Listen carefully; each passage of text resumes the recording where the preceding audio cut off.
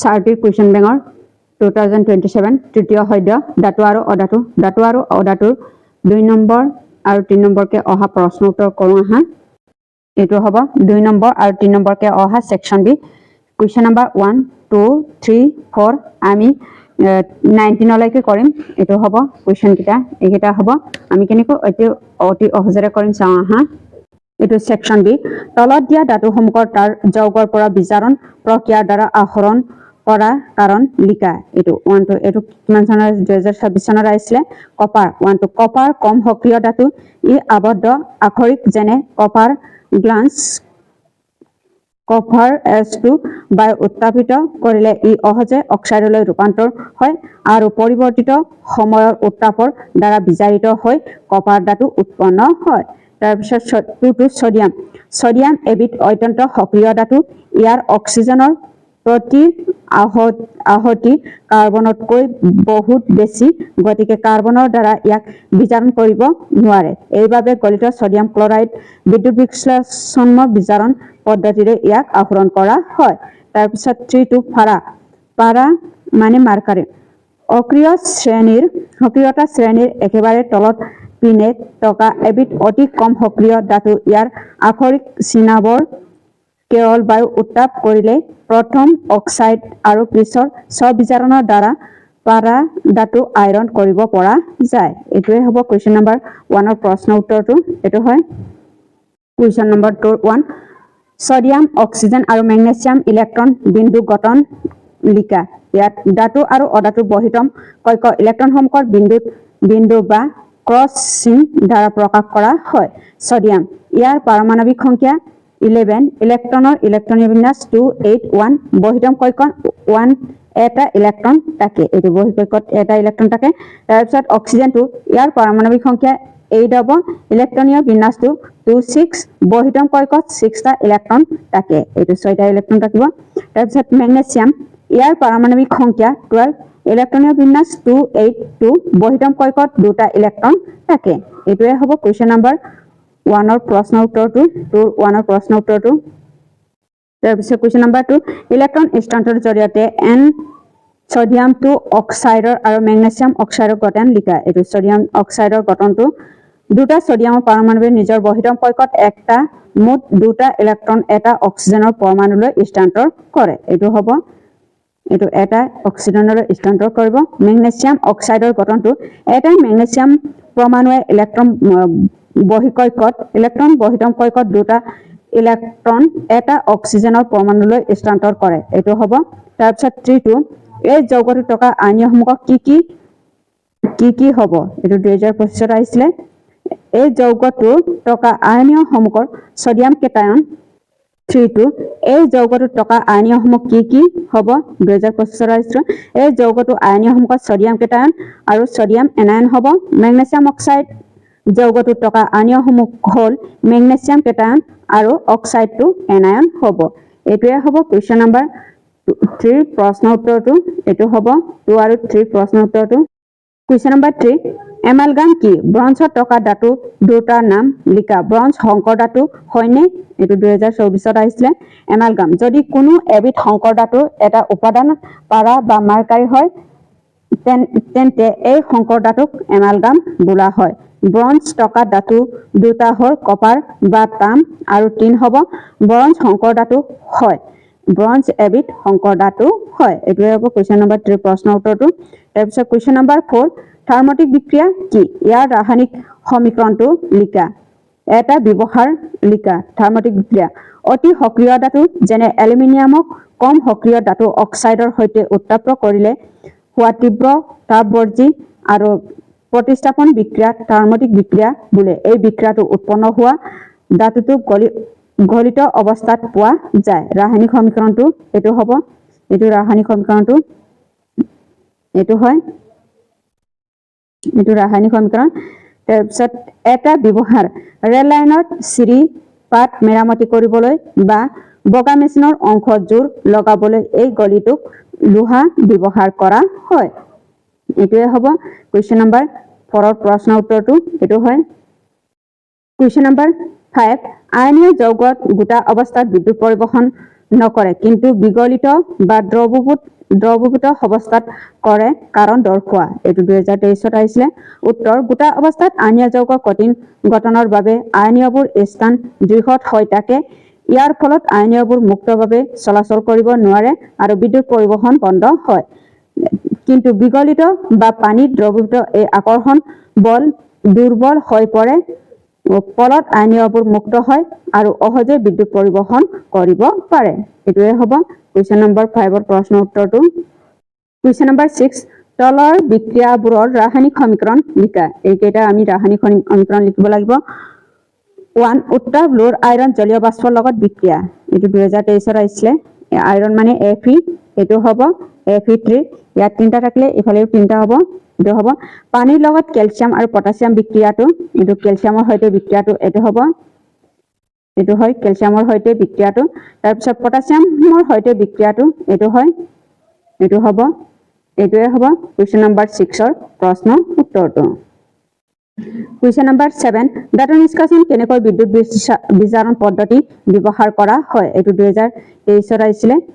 উত্তৰ অতি অক্ৰিয় ধাতুসমূহ যেনে ছডিয়াম, মেগনেছিয়াম, কেলছিয়াম কাৰ্বনৰ দ্বাৰা বিজাৰিত কৰিব নোৱাৰে। এইবাবে এই ধাতুবোৰৰ বিগলিত ক্লৰাইড বা অক্সাইডৰ মাজেৰে বিদ্যুৎ চালিত কৰা হয়। বিদ্যুৎ চালনা কৰিলে ধাতুৰ ধনাত্মক আয়নবোৰৰ ক্ষেত্ৰত ঋণাত্মক সূত্ৰ জমা হয়। আনহাতে অধাতু বা ক্লৰিন গেছ এনত ধনাত্মক সূত্ৰ মুক্ত হয়। এইটোৱে হ'ব কুৱেশ্যন নম্বৰ 7ৰ প্ৰশ্ন উত্তৰটো। এইটো কুৱেশ্যন নম্বৰ 7ৰ প্ৰশ্ন উত্তৰটো এইটো হ'ব। কুৱেশ্যন নম্বৰ 8 আইৰণ টু ছালফেটৰ দ্ৰৱীভূত জিংক ধাতু দিলে কি দেখিবা? সংঘটিত হোৱা বিক্ৰিয়াটো লিখা। এইটো 2022 তাৰপিছত 18 আহিছিলে। উত্তৰ জিংক ধাতু আইৰণতকৈ অধিক সক্ৰিয় হোৱাৰ বাবে ই আইৰণ ছালফেটৰ পৰা আইৰণক অপসাৰিত কৰিব। ইয়াৰ ফলত দ্ৰৱটোৰ পাতল সেউজীয়া ৰংটোৱে লাহে লাহে নোহোৱা হৈ পৰে আৰু ধূপৰ ৰং আইৰণৰ ধাতুৰ তলত জমা হৈ পৰে। এইটো ৰাসায়নিক সমীকৰণটো এইটো হ'ব। এইটো হয় ৰাসায়নিক সমীকৰণটো। এইটোৱে হ'ব কুৱেশ্যন নম্বৰ 8ৰ প্ৰশ্ন উত্তৰটো এইটো হ'ব। কুৱেশ্যন নম্বৰ 9 লঘু হাইড্ৰক্লৰিক এচিডৰ এটা সক্ৰিয় ধাতু দিলে কি গেছ উৎপন্ন হয়? আইৰণৰ লগত লঘু ছালফ্ৰিক এচিডৰ সৈতে বিক্ৰিয়া সমীকৰণ লিখা। এইটো হ'ব উত্তৰটো লঘু হাইড্ৰক্লৰিক এচিডৰ সক্ৰিয় ধাতু দিলে হাইড্ৰজেন গেছ উৎপন্ন হয়। এইটো হাইড্ৰজেন গেছ উৎপন্ন হয়। আইৰণ আৰু লঘু ছালফ্ৰিক এচিডৰ বিক্ৰিয়া কৰিলে আইৰণ গেছ উৎপন্ন হয়। তাৰপিছত কুৱেশ্যন নম্বৰ 11 উভয়ধৰ্মীয় অক্সাইড কাক বোলে? দুটা উভয়ধৰ্মীয় অক্সাইডৰ উদাহৰণ দিয়া। এইটো 22 আৰু 19 আহিছিলে। এইটো হ'ব।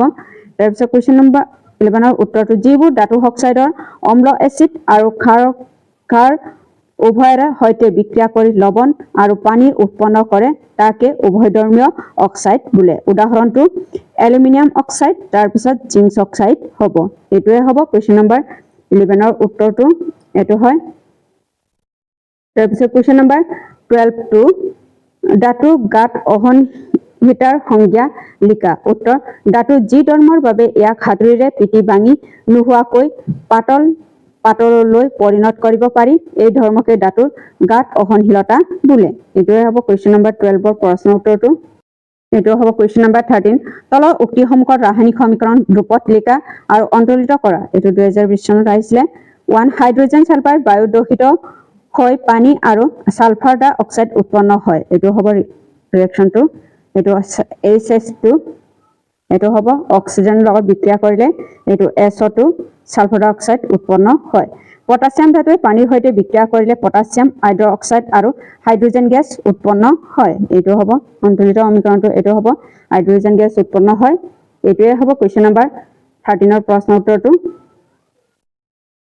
কুৱেশ্যন নম্বৰ 14 ধাতু শোধনৰ বাবে ব্যৱহৃত বিদ্যুৎ পৰিশোধন পদ্ধতিটো ব্যাখ্যা কৰা। উত্তৰ এই পদ্ধতিটো অশুদ্ধ ধাতুটোক এনড আৰু শুদ্ধ ধাতুৰ এটা পাতল কেটড হিচাপে লোৱা হয়। ধাতুৰ এটা দ্ৰৱণীয় লৱণৰ বিদ্যুৎ বিশ্লেষণ হিচাপে ব্যৱহাৰ কৰা হয়।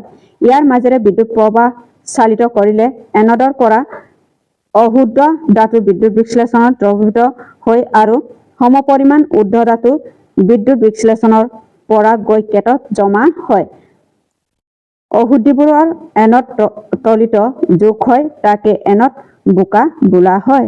এইটোৱে হ'ব কুৱেশ্যন নম্বৰ 14 প্ৰশ্ন উত্তৰটো তাৰপিছত কুৱেশ্যন নম্বৰ 15 চেক লগা কাপোৰ পাত নেমু বা তেতেলী ৰস পৰিষ্কাৰ কৰা দেখিছানে পাত্ৰবিলাক পৰিষ্কাৰ কৰিবলৈ টেঙাজাতীয় বস্তু কিয় ব্যৱহাৰ কৰা হয় এইটো হ'ব কুৱেশ্যন নম্বৰ 15 উত্তৰটো কপাৰ পাত্ৰ বায়ুত থকা কাৰ্বন ডাই অক্সাইড সংস্পৰ্শলৈ আহিলে ইয়াৰ ওপৰত ক্ষাৰকীয় কপাৰ কাৰ্বনেট এটা সেউজীয়া প্ৰপেল পৰে নেমু বা তেতেলী থকা অম্ল এই ক্ষাৰকীয় তৰপটোক উদানহীন কৰি দ্ৰৱণীয় লৱণলৈ ৰূপান্তৰ কৰে ফলত পানীৰ ধুলে তৰপটো হেৰাই যায় আৰু পাত্ৰটো উজ্জ্বল হৈ পৰে এইটোৱে হ'ব কুৱেশ্যন নম্বৰ 15 প্ৰশ্ন উত্তৰটো কুৱেশ্যন নম্বৰ 16 অক্সাইডৰ পৰা ধাতু উৎপন্ন কৰিবলৈ কি ৰাসায়নিক পদ্ধতি প্ৰয়োগ কৰা হয় উত্তৰটো অক্সাইডৰ পৰা ধাতু নিষ্কাশন কৰিবলৈ বিজাৰণ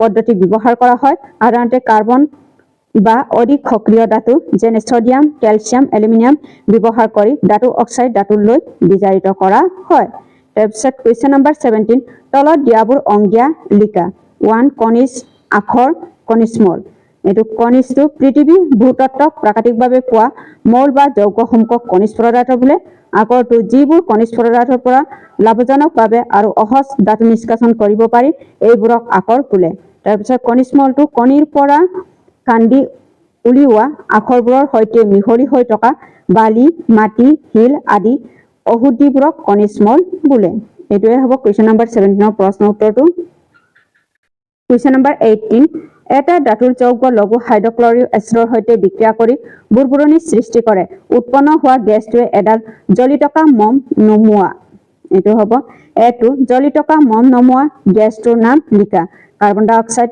গেছ হ'ব বিটো বিক্ৰিয়াটো উৎপন্ন হোৱা এটা যৌগ কেলছিয়াম ক্লৰাইড হলে বিক্ৰিয়াটোৰ বাবে অন্তৰিত অমিক্ৰণটো লিখা উত্তৰটো যিহেতু কেলছিয়াম ক্লৰাইড আৰু কেলছিয়াম কাৰ্বনেট উৎপন্ন হোৱা গতিকে ধাতুৰ যৌগটো হ'ল কেলছিয়াম কাৰ্বনেট হ'ব এইটো হ'ব অমিক্ৰণটো এইটো হ'ব তাৰপিছত এইটোৱে হ'ব কুৱেশ্যন নম্বৰ 18 প্ৰশ্ন উত্তৰটো তাৰপিছত কুৱেশ্যন নম্বৰ 19 লোহাত মামৰে ধৰা ৰোধ কৰিবলৈ দুটা উপায় বৰ্ণনা কৰা 1 ৰং কৰা লোহাৰ সামগ্ৰীৰ ওপৰত ৰং বা গ্ৰীজ প্ৰফেল দিলে ই বায়ু আৰু পানী সংস্পৰ্শলৈ আহিব নোৱাৰে 2 ডষ্টপ্লেফন বা গেলভানাইজেশ্যন লোহাৰ ওপৰত জিংকছ বা ডষ্টপৰ এটা পাতল তৰপৰ চৰাই মামৰে ধৰা প্ৰক্ৰিয়াটো ৰোধ কৰিব পাৰি এইটোৱে হ'ব গেলভানাইজেশ্যন এইটোৱে হ'ব কুৱেশ্যন নম্বৰ এইটোৱে হ'ব পাৰ্ট 5 প্ৰশ্ন উত্তৰটো এইটোৱে হয়